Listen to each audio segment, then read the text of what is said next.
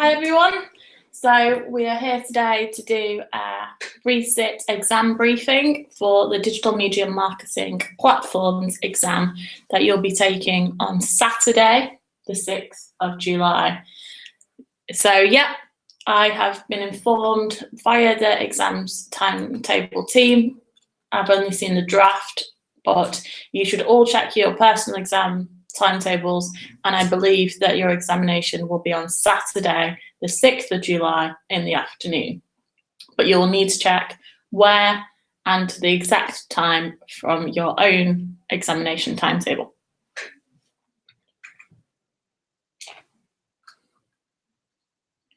So what we're going to be doing today is we're going to be going through your exam paper that you will already have access to on Moodle. Okay, so you will already be able to see the examination paper at the top of Moodle in the reassessment examination area. So as you go on to Moodle, you will see the introduction area. Below that will be the Resit assignment area, and then below that is the Resit examination area, where you will have clicked on this link or be watching this video. So please make sure that you do download that paper.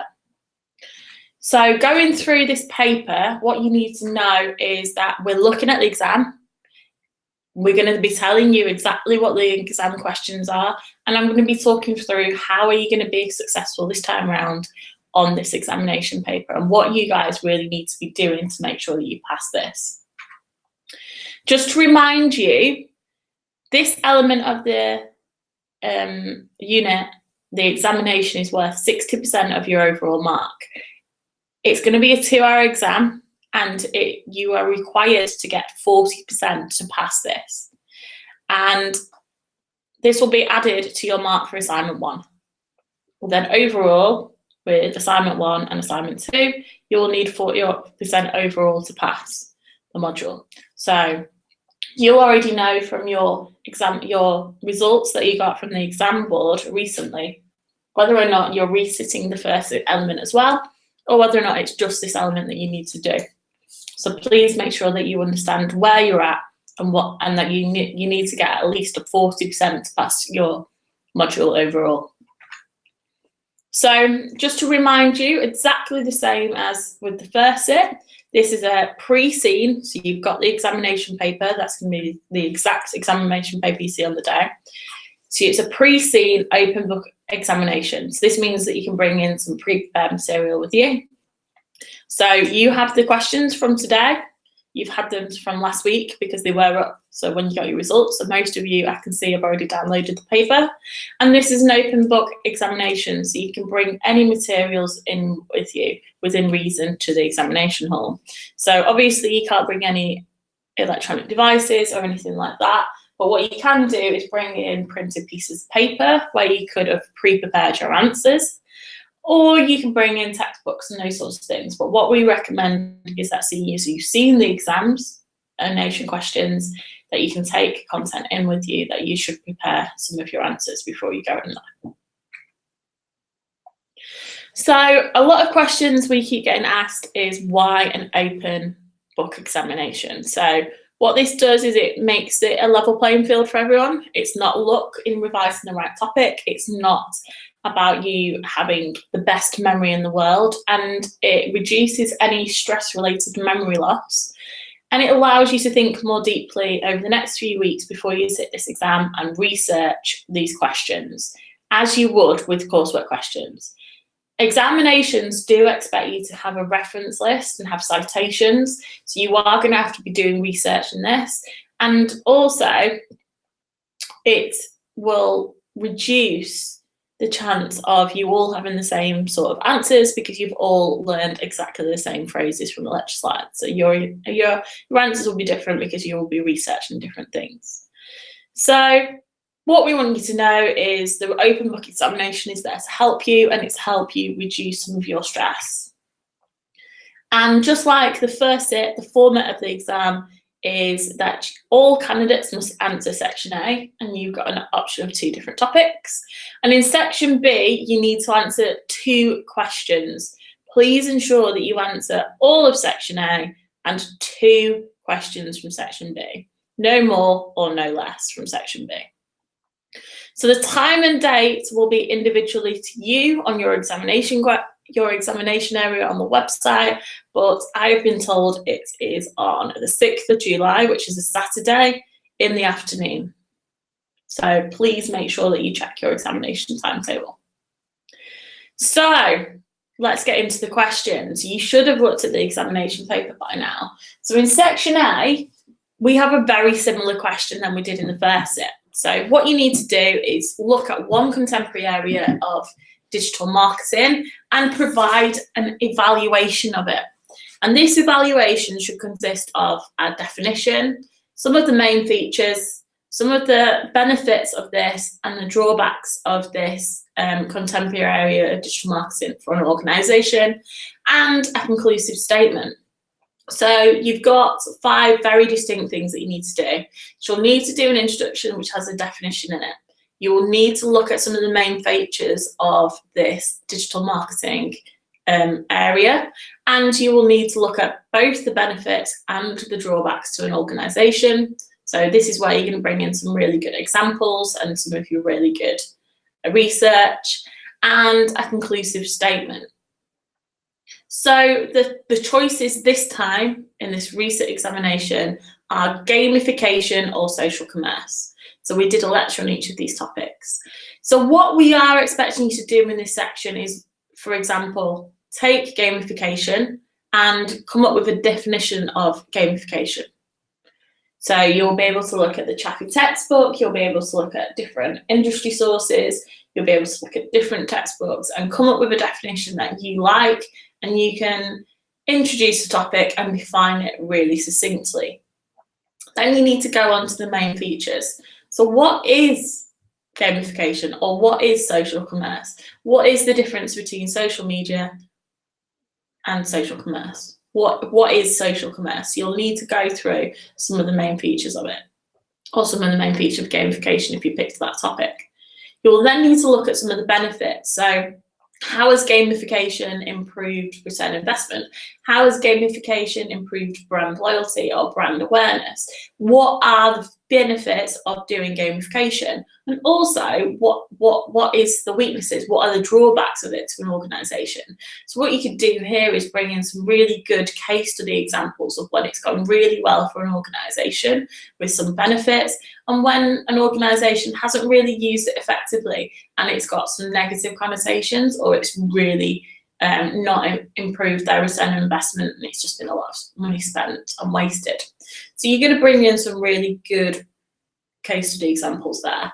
And in the definition, in your main features, and in this section of your benefits and drawbacks, I would be expecting to see some industry sources such as Mintel or Walk or e-commerce or SEMrush, these sorts of industry sources, some textbooks and some journal articles. So you need to do some good quality research here if you want to be able to pass this exam.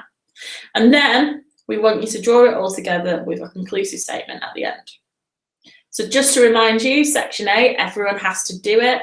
And what you need to do here is pick either gamification or social commerce and go through those 5 things, providing this evaluation of this contemporary digital marketing area. You'll then be moving on to section B, where you've got 5 different questions that you can pick from. And what you need to do here is just pick 2 of these questions to answer. Don't answer 1, don't answer all 5, don't answer 3. 2 of them, okay? And make sure that you pick the 2 that you believe that you can answer the most strongly right now, because you've only got a few weeks to research this. So go with your gut, which ones you know the most about, and then start your research from there. And that would be my advice. So in section B, you'll recognise this question. So you will be able to look at some of the work that you did for your previous exam and maybe come and book a one-to-one to come and see me to work out what went wrong. So you'll be able to look at online consumer behaviour, which is quite a popular question. And what you need to do in this question is evaluate how new online communities are actually influencing consumer behaviour. So what we mean by that is look at some of these keywords: new online communities and influence. So, for example, you could look at communities that are born on places like Money Save an Expert or Mumsnet. You can look at communities such as Facebook groups, or how Twitter is being used. There's loads of different communities that are building online and actually influencing each other's behaviour. Some really good examples came out in the first set, where people looked at TripAdvisor, where they looked at how the reviews on places like TripAdvisor, hotels.com, or on places like Amazon are really influencing which products people will purchase and which they won't. And there were some really good journal articles that they used to support that. So you can look at these sorts of areas of online communities and what are people doing with them and how are they influencing consumer behaviour. So what you need to do in this question is look at 2 examples of social media communities that are going to support this answer. So it might be that you want to bring in some consumer behaviour theory. And this has been done really well in some of the examples that I saw in the first set, where people bring in some of the knowledge from other units such as POM, where they brought in the customer decision-making process and how each of these social media communities has actually changed the customer decision-making process from traditional to online communities. So you can look at these sorts of things and actually bring in knowledge from other units as well to get the really, really high grades here. The one thing that you need to remember here is that you need to do 2 different examples of social media communities. You can't just pick one Facebook group and another Facebook group. What you need to do is look at 2 very distinctly different ones and compare and contrast, because that will get you the highest grades to show that you actually understand a variety of social media communities and how they are influencing people's decision-making processes and their consumer behaviour. You will be able to do this by looking at some academically credible sources. So what we're looking for here is industry sources, textbooks, some newspaper articles, some really credible blogs like eConsultancy, and we want you to draw all of this information together and actually have a good quality reference list, and you will be getting marks for all of that. So another question you could pick in section B is measurement and analytics. And this is where you'll be looking at websites and looking at what different customer activities the digital marketer can actually observe on a website. So what you actually need to do to start off with this is look at defining and describing what people can do on a website and what we can observe on a website. And then you need to be able to come up with, looking at these activities, what actions can you as a digital marketer take in order to improve future campaigns. So it might be hit rates, it might be bounce rates, it might be how much people are putting into a shopping bag. Whatever you pick, whatever measurements and analytics you discuss, you will need to then consider how would you use these activities to actually improve on them in the future. And what I would like to remind you of is that you have got real live website data sat on Moodle from the Manchester Metropolitan University website. So when you are considering this question, you might want to revisit that tutorial task when we went through it, and also revisit that data and maybe even use it as your example data for this question and explain practically what you would do to improve future campaigns on the Manchester Met website. So what you need to be able to do in this question, just like any other, is when you are describing and analysing and coming up with your suggestions on how to improve the future campaigns, is support it with really good academic evidence to illustrate these behaviours and the actions mentioned. So you need to make sure that you're using the textbook, that you're using journal articles, that you're using some really good quality newspapers maybe, and websites to really support your answer and evidence that this is not just made up in your head and your assumptions, but actually really strong, rigorous academic research. Another question that you could pick in section B, so remember you only need to pick 2, so this is section 3, this is question 3 of 5 in section B, is development, politics and governance. And what we're actually looking at here is how has social media been utilised in the 2017 general election to influence the younger voter. And we want you to look at 3 different examples of how this social media general election, as it is called, has impacted the younger voter. So what you need to do here, first of all, is remember that we're looking at social media and the 2017 general election. You need to make sure that you understand what that is, and also understand how do we in the UK, and as people looking at politics, define the age category of a younger voter. So that's going to be 3 really specific things that you need to consider. What is the 2017 general election, and understanding that for your introduction. Also, social media. What is social media and who used it, and also what is a younger voter and defining that. So what I would expect you to do is to get in that introduction, set up the general election, who won it, which parties were involved, how many young voters were voted, what do you mean by a young voter, and what do you mean by social media. And then you can go on to maybe 3 paragraphs where you go through justifying and critically appraising 3 examples that were used at the young voter in 3 different campaigns. And if you look back at this week's tutorial activity and some of the answers and some of the information that was posted there, is we've gone through and actually looked at finding journal articles that would help you answer this question. So you could bring in some of those journal articles, and some of those journal articles talk about some of the campaigns, so you'll be able to look at that really carefully. And this will help you find those academically credible sources to justify the impacts that social media has had over the young voter, or hasn't had, because you're going to need to conclude this. Has it or has it not? And you're going to have to do the research and find out, is social media really influencing the young voters? Or is it just a myth? Is it just something that we're all talking about and it's not really done very much? So you need to think about that very carefully.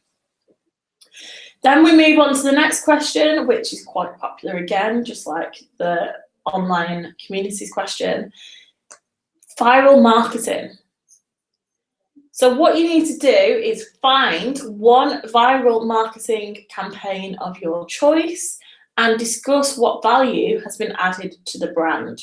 Okay, so pick 1, not many, just 1 viral marketing campaign. And what you need to do is think about these key terms. Value added to the brand. Okay, so what you need to do is pick 1 campaign and do lots of rigorous academic research. So from a variety of sources, and find out all of the statistics.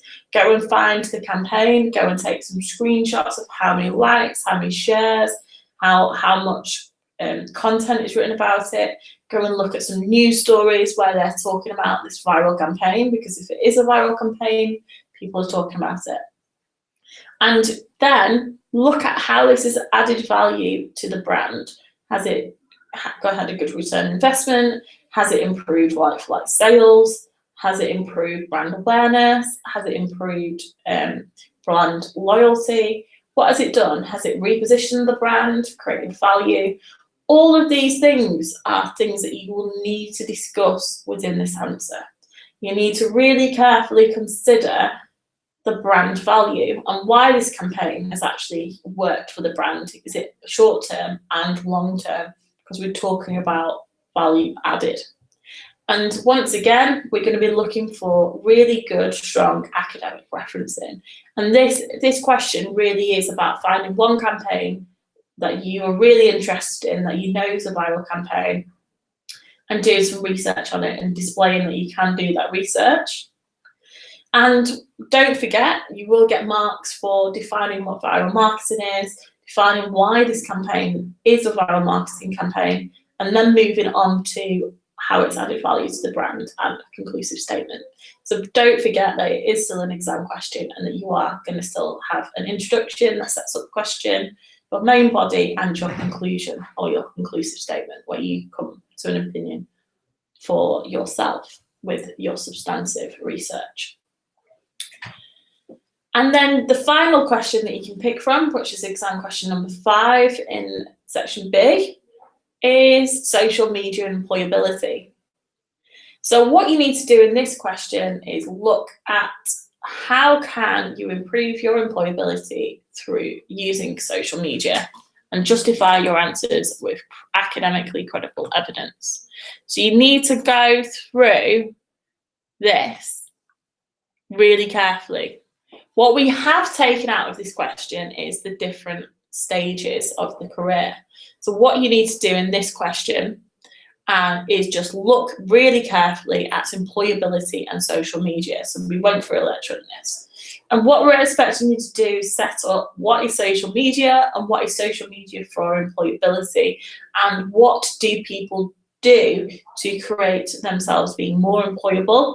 How is it an advantage of using social media for employability, and what are some of the drawbacks? And what we mean by that, what are some of the positives, and what can people do to improve their employability, such as setting up their own website, such as having a really good social presence, having an up-to-date LinkedIn account, all of those different things, versus people like Facebook Fired, where you've got loads of case studies where people have put a psyche comment or something on Facebook and got themselves fired, or have made radical statements and lost their, when people have Googled them, that's what they find, and therefore lost opportunities of interviews and jobs because of some of the radical views that they put out there. So what you need to do is look at some examples, get some screenshots for yourself, save them, and then you can describe them in this, describe what's happened, and use some real Twitter handles in your reference list to show where it's happened and where you've got this research from. Just like any of the other questions, you will need to justify your answer with some academic credible sources. And what I'd advise you to do is go back to this week on Moodle and look at some of the references that I've given you to start as a starting point, and also some of the ones that people have put up there for their reference lists in the tutorial task. So that is all of the exam questions that we've gone through. So what I want you to do now is actually take a minute to think about it. And if you've got any questions, you can ask them in the right-hand column of this chat box where I've said, hi everyone, please ask your questions here. I can see that there's 2 of you watching it, so please let me know any questions that you have about the exam paper. And if not, you will have loads of support on Moodle, and you'll have loads of support in the one-to-ones. Every day that I'm in, I will be offering support, and I just keep your eyes posted on Moodle to see when you can see when it is. So the next physical one-to-one support is tomorrow. You can also Skype me or phone me during that time, or you can come into my office 6.34, and that is between 2 and 4 o'clock tomorrow.